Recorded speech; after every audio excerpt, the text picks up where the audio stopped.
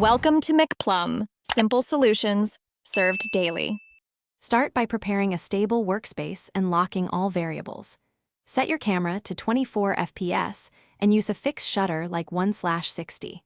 Mount the camera on a sturdy tripod and position it about 12 inches from the product for consistent framing. Use continuous LED lighting with dimming to avoid flicker and preserve color. Choose a clean background and secure the product with removable putty or a low-profile clamp. Turn off autofocus and image stabilization to eliminate unexpected movement during capture. Begin capturing by moving the product in precise, repeatable increments for smooth motion. Move the product in small increments, roughly 1/8 inch per frame for smooth motion. Use a remote release or intervalometer to prevent camera shake when capturing frames. Carefully record 3 to 5 exposures for each major movement to ensure coverage and options. Check the frame between moves and correct any shifts in alignment immediately. Keep lighting and camera settings unchanged throughout the entire capture session.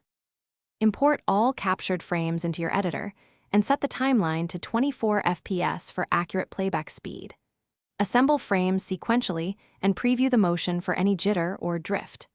Use onion skin previews or frame blending to refine motion and fill gaps where necessary.